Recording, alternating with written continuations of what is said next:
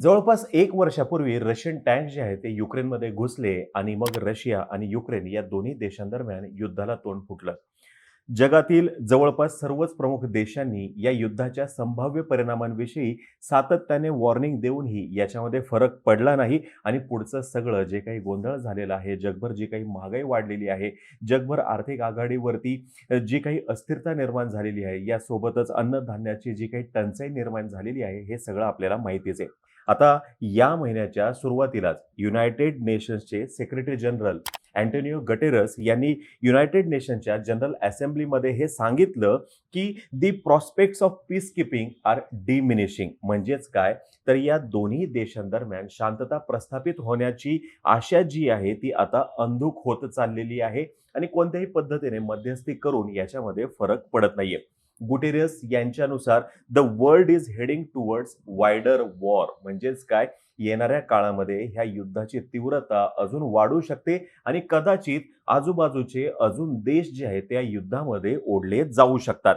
आता हेही तितकंच खरं आहे की हे युद्ध थांबावं म्हणून किंवा शांतता प्रस्थापित व्हावी म्हणून कोणीही मनापासून प्रयत्न केले नाहीत किंवा सातत्याने प्रयत्न झाले नाहीत, ज्याच्यामुळं हे युद्ध 1 वर्षानंतरही अजून सुरूच आहे. उलट आता रशिया ह्या युद्धाची अॅनिव्हर्सरी जी आहे ते युद्धाची तीव्रता वाढवून साजरी करणार आहे असं म्हणलं जातंय. आज आपण सविस्तरमध्ये माहिती घेऊयात की 1 वर्षामध्ये या युद्धाच्या आघाडीवरती नेमकं काय घडलं, पाश्चिमात्य देशांची भूमिका काय आहे आणि या संदर्भातली भारताची चिंता नेमकी आहे काय, हेही जाणून घेण्याचा प्रयत्न करूयात.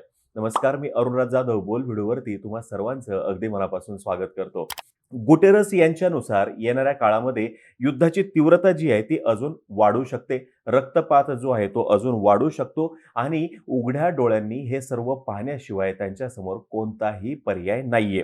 यातून त्यांची आक्तिकता लक्षात येते. युनायटेड नेशन्सची आक्तिकता जी आहे ती सुद्धा लक्षात येते. यामुळेच कदाचित येत्या काही दिवसात पाश्चिमात्य देशांकडून रशियावरती अजून कडक निर्बंध जे आहेत ते लादले जाऊ शकतात आणि युक्रेनची अपेक्षा ही आहे की लवकरात लवकर हे निर्बंध जे आहेत ते रशियावरती लादले जावेत. युनायटेड नेशन्सच्या high commissioner for human rights यांच्यानुसार 12 फेब्रुवारी 2023 पर्यंत 18,955 सिव्हिलियन कॅज्युअल्टीज झालेल्या आहेत एकट्या युक्रेनमध्ये. आता फक्त युक्रेनमध्येच होण्याचं कारण हे आहे की युद्ध जे आहे ते युक्रेनच्याच भूमीवरती लढलं जाते, रशियाच्या भूमीवरती नाही. आता याच्यामध्ये 7,199 जणांचा मृत्यू झालेला आहे आणि 11,756 जे आहेत ते जखमी झालेले आहेत. मिलिटरी संदर्भातील अधिकृत आकडेवारी काही अजून समोर आलेली नाहीये, पण युक्रेन आणि रशिया या दोन्ही देशांमधील हजारो सैनिक या युद्धामध्ये नक्कीच बळी पडलेले असणार. युक्रेनच्या भूमीवरती हे युद्ध सुरू आहे म्हणून याची सर्वाधिक झळ जी आहे ती युक्रेनच्याच नागरिकांना बसलेली दिसते. कोणाचे नातेवाईक जे आहेत ते युद्धामध्ये मारले गेलेले आहेत, कोणाची आयुष्यभराची कमाई डोळ्यासमोर त्यांनी नाहीशी झालेली पाहिलेली आहे आणि पुढे काय, हा सगळ्यात मोठा प्रश्न आजच्या दिवशी युक्रेनच्या रहिवाशांसमोर उभा राहिलेला आहे. कारण की मुख्य जे काही भाग आहेत त्या ठिकाणी रशिया सातत्याने मिसाईल्सचा मारा करते आणि त्यांना सातत्याने आसरा जो आहे तो शोधावा लागतोय. युद्ध लांबल्यामुळं अण्वस्त्रांच्या वापराची शक्यता सुद्धा आता नाकारता येत नाहीये. मागच्या वर्षी फेब्रुवारीमध्ये रशियाने युक्रेनवरती आक्रमण केलं आणि आक्रमण केल्या दिवशी पुतीन यांनी सकाळी राष्ट्राला उद्देशून केलेल्या भाषणामध्ये याचा उल्लेख स्पेशल मिलिटरी ऑपरेशन असा केला होता आणि उद्देश सांगितला होता डिमिलिटरीलाइज आणि डिनाझिफाय युक्रेन. म्हणजेच काय, तर तिथून मिलिटरीचं अस्तित्व संपवायचे आणि नाझीवादी जी काही वृत्ती आहे त्याला सुद्धा त्यांना युक्रेनमधून संपवायचं होतं. पुतीन यांनी हा सुद्धा आरोप केला होता की युक्रेनचं सरकार जे आहे हे पूर्व डोनबास भागामध्ये जे काही रशिया भाषा बोलणारे जे नागरिक आहेत, जे युक्रेनचेच रहिवासी आहेत, त्यांच्यावरती अत्याचार करते आणि या अत्याचारातून त्यांची मुक्तता करण्यासाठी त्यांनी हे आक्रमण केलेलं आहे. आता बघा, 2014 पासून अत्याचार सुरू होता. म्हणजे केव्हा, ज्यावेळेस रशियाने युक्रेनचा क्रिमिया हा जो भाग आहे गिळंकृत केला, तेव्हापासून हा अत्याचार सुरू होता असं रशियाचं म्हणणं. आणि हा अत्याचार संपवण्यासाठी त्यांनी 2022 मध्ये त्यांचं सैन्य युक्रेनमध्ये घुसवलं असं ते म्हणतात. संपूर्ण जग क्रिमियाला अजूनही युक्रेनचाच अधिकृत भाग मानतं, पण 2014 पासून युक्रेनचं सरकार आणि रशिया पुरस्कृत बंडखोर जो आहे यांच्यातील संघर्षामध्ये जवळपास 14,000हून अधिक नागरिकांचा मृत्यू झालेला आहे. यासोबतच युद्ध पुकारण्याचा अजून एक अँगल आहे, तो म्हणजे नाटो संदर्भातला. म्हणजे झालं कसं, युक्रेनला नाटोमध्ये सहभागी व्हायचं होतं आणि मग जर का युक्रेन नाटोमध्ये सहभागी झालं असतं, तर अल्टिमेटली युक्रेन आणि रशिया या दोघांची बॉर्डर एकमेकाला लागून आहे.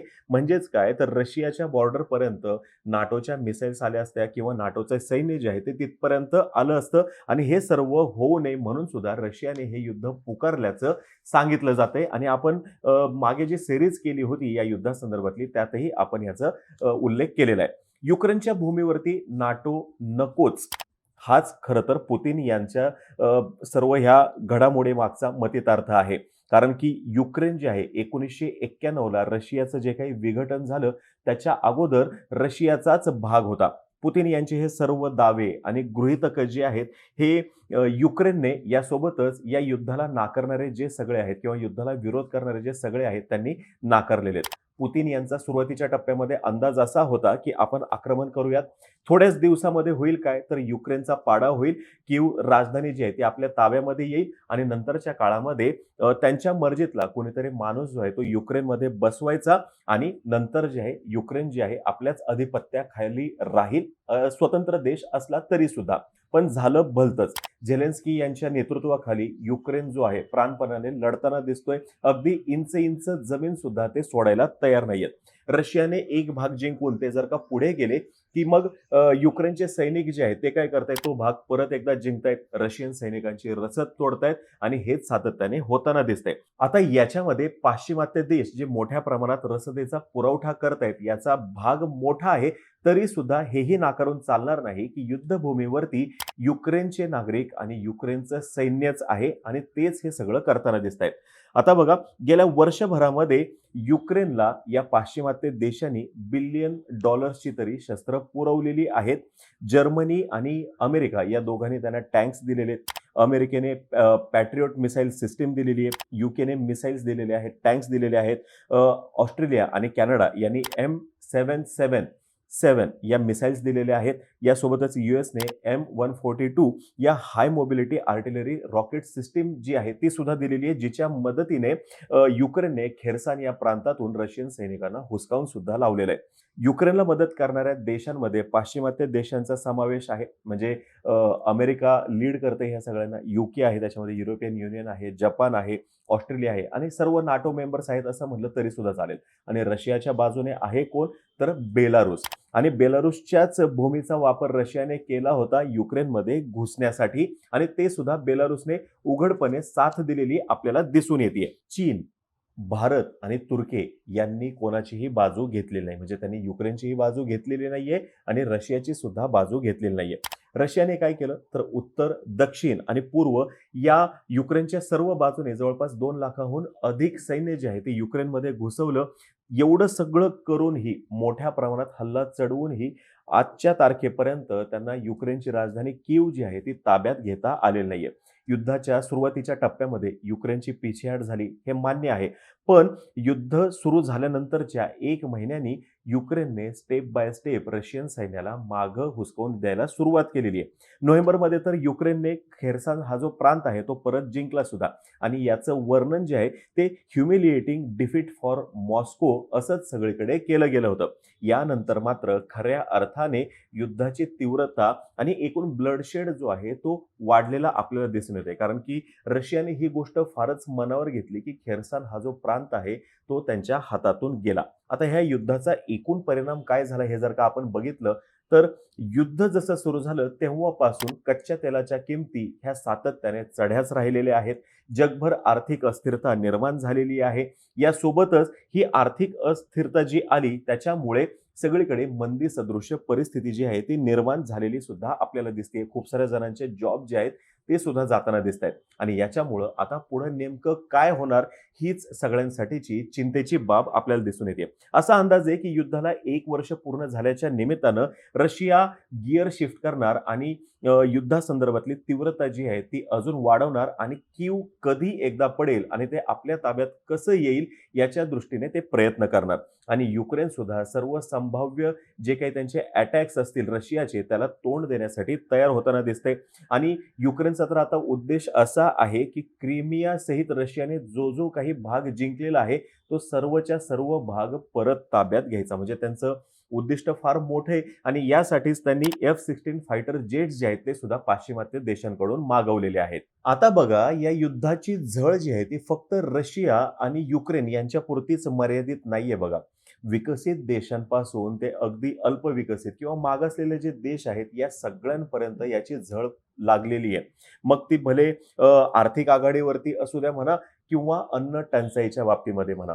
रशिया आणि युक्रेन यांच्या इथल्या गव्हावरती अवलंबून असणारे खूप सारे आफ्रिकन देश जे आहेत यांची परिस्थिती तर भयानक वाईट आहे आणि ते सातत्याने त्यांच्या इथं अन्न पुरवठा करण्यासाठी युनायटेड नेशन्सकडे विनंती करताना दिसत आहेत की काहीही करा, पण हा जो आहे अन्नाचा पुरवठा, गव्हाचा पुरवठा हा सुरळीत व्हायला हवा. आता हेही आपल्याला नाकारून चालणार नाही. मी मगाशी म्हणलं तसं की परिस्थिती इतकी सगळी वाईट आहे. आर्थिक आघाडीवरती गोंधळ उडालेला आहे. काही देशांसमोर अन्न टंचाईचं संकट निर्माण झालेलं आहे. तरी सुद्धा युद्ध थांबावं म्हणून कोणत्याही देशाने किंवा कोणत्याही संघटनेने प्रामाणिक प्रयत्न केलेले नाहीयेत. उलट दोन्ही बाजू ज्या आहेत म्हणजे रशियाची बाजू आणि युक्रेनची बाजू येणाऱ्या काळामध्ये हे युद्ध कोणत्याही परिस्थितीमध्ये तडाला न्यायचं, शेवटाला न्यायचं याचेच प्रयत्न करताना दिसतात. म्हणजे येणाऱ्या कित्येक वर्षांसाठी युद्ध करण्याची आमची तयारी आहे असं दोन्ही बाजूंकडून दावे केले जात आहेत. एका आर्टिकलमधील दाव्यानुसार रशिया आणि युक्रेन यांच्यामध्ये खरं तर मागच्या वर्षीच्याच एप्रिलमध्ये निगोशिएशन्स फायनल स्टेजमध्ये होते. निगोशिएशन्स असे होते की युक्रेन जे आहे ते नाटोमध्ये सामील नाही होणार आणि नंतरच्या काळामध्ये रशिया जी आहे ती युक्रेनमधून माघार घेणार. पण ही फायनल स्टेजमध्ये असलेली चर्चा अचानकच फिसकटली आणि शेवटाकडे गेली नाही. आणि यामागचं कारण असं सांगितलं जातंय की तत्कालीन ब्रिटनचे प्रधानमंत्री जे आहेत बोरिस जॉन्सन जे होते ते युक्रेन भेटीवरती होते आणि त्यांनी झेलेन्स्की यांना सांगितलं की कोणत्याही परिस्थितीमध्ये निगोशिएशन्स करू नका, आम्ही तुमच्या सोबत आहोत आणि आपण ह्या युद्धाचा शेवट करू म्हणून. आणि गोष्टी त्याच्यानंतर ज्या फिसकटल्या त्या फिसकटल्या आणि युद्ध जे आहे ते अजून सुरूच आहे. येत्या वर्षी 2024 मध्ये युक्रेनमध्ये निवडणुका होणार आहेत. कदाचित त्या निवडणुकांपर्यंत परिस्थिती बदलू शकते. जर का निवडणुकांमुळे युक्रेनमधलं सरकार बदललं तरी सुद्धा परिस्थिती बदलू शकते असं म्हणलं जाते. आता येतो या संदर्भातल्या भारतीय अँगलकडे. म्हणजे भारत आणि युद्ध या संदर्भात जर का चर्चा करायची म्हटलं तर भारताने अजूनही रशियाच्या आक्रमणाचा निषेध केलेला नाहीये आणि रशियाने केलेल्या आक्रमणाला सपोर्ट सुद्धा केलेला नाहीये. भारत, रशिया, युरोपियन युनियन आणि अमेरिका या सगळ्यांबरोबर चांगल्या पद्धतीने संबंध मेंटेन करून आहे आणि गेल्या वर्षभरामधली जर का भारताची भूमिका जर का बघितली तर आपल्याला हे लक्षात येईल की भारत सातत्याने नॅशनल इंटरेस्ट समोर बाकी सर्व गोष्टी गौण आहेत हेच सांगताना दिसतोय. आता अमेरिकेची इच्छा ही आहे की भारताने ह्या युद्धामध्ये रशियाच्या विरोधी भूमिका घ्यावी आणि पाश्चिमात्य देशांची जी भूमिका आहे त्याला सपोर्ट करावा. पण भारतासाठी युरेशियामध्ये चीनपेक्षा रशिया मोठा असणं हे कधीही फायद्याचीच गोष्ट आहे. आणि रशिया एक वेळ आर्थिक आघाडीवरती कोलमडला तर चालेल, पण ताकदीच्या बाबतीत तो कायम चीनपेक्षा वरचढ असणं हे भारतासाठी फायद्याचे आहे. यासोबतच आपले पंतप्रधान नरेंद्र मोदी यांनी शांघाय कोऑपरेशन ऑर्गनायझेशनमध्ये this is not era of war म्हणजे हा काळ युद्धाचा नाहीये हे सांगून भूमिका स्पष्ट केलेली होती आणि शांततेसाठी सुद्धा आग्रही भूमिका मांडलेली होती. आता भारतासाठीची ही शांततेसाठीची जी आग्रही भूमिका आहे ती ग्लोबल साऊथसाठी फार महत्त्वाची आहे. तसंच भारताचं आंतरराष्ट्रीय राजकारणातलं महत्त्व वाढवण्यासाठी फार गरजेची आहे. आता तुम्हाला ही माहिती जर का आवडली असेल खाली कमेंट बॉक्समध्ये नक्की सांगा. तोपर्यंत आम्हा सर्वांची व्हिडिओ जास्तीत जास्त लोकांपर्यंत पोहोचवा आणि चॅनलला सबस्क्राईब करायला तेवढं विसरू नका. धन्यवाद.